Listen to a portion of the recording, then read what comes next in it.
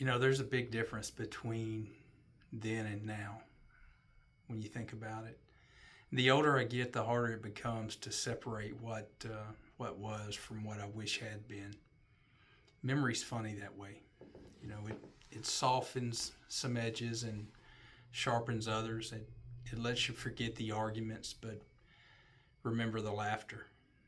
It takes the ordinary moments and the ones that you barely noticed when they were happening and turns them into treasures that you'd give anything to have back. Sometimes I sit on the porch in the evening and I think about the people that used to fill my life. Not all of them are gone. Some are simply elsewhere now, scattered across the states and decades, living lives I only catch glimpses of through Christmas cards and social media posts or stories passed along by mutual friends. Yet I miss them all the same. Because there's a difference between knowing someone is alive and actually having them sitting beside you. There was a time when we thought we knew everything. We thought we could tell the difference between what mattered and what didn't. We chose careers, opportunities, relationships, and chased them and the dreams with the confidence that youth gives so freely.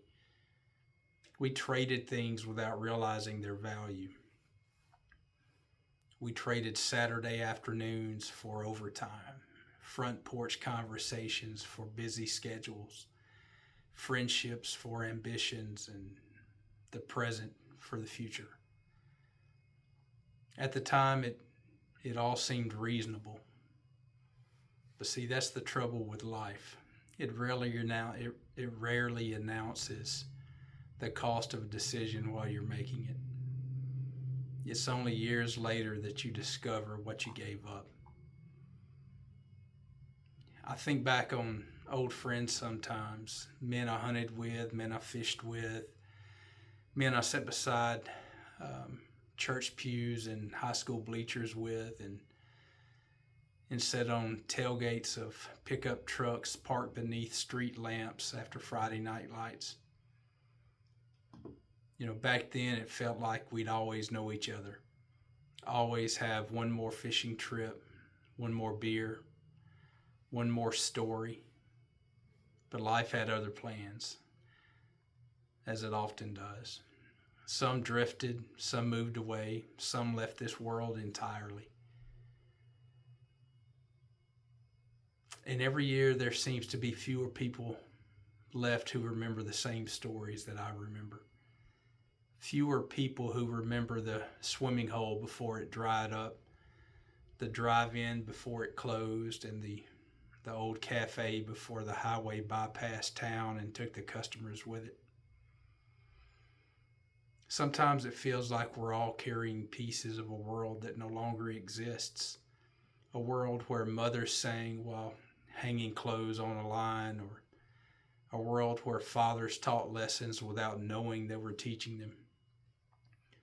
A place where kids rode bicycles until dark and nobody worried. Where friendships weren't maintained through notifications, but through showing up. Maybe every generation feels this way eventually, I'm not sure. But maybe growing older realizes, or makes you realize, that heaven and hell aren't always places. Sometimes they're memories. Heaven's remembering your mother's voice calling you in for supper. Hell's knowing you'll never hear it again. Heaven is one more afternoon in the boat with your father. Hell is wishing you had paid closer attention. You see, the years teach you that. You spend so much of your life looking ahead that you don't notice the beautiful things standing beside you until they're gone. Then one day you find yourself running over the same old ground in your mind, the same roads, the same faces, the same conversations. And it's not because you're stuck there. It's because those places help make you who you are. I think that's what longing really is. Not wanting to go backward, just wanting one more moment. One more ride down a dirt road with an old friend or college roommate. One more Sunday dinner around a crowded table.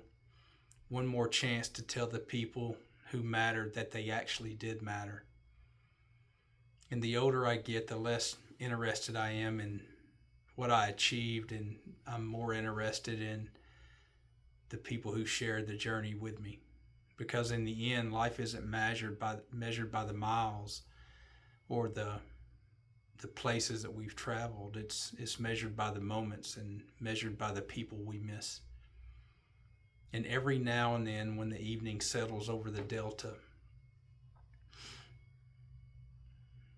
and the world gets still and quiet, I can almost hear them again. The friends, the family, the versions of ourselves that we used to be, just beyond reach, just close enough to remember, but often too far away to touch. And in that moment, when the light fades and the years stretching out behind me, there's only one thought that remains. And that thought is, I wish you were here.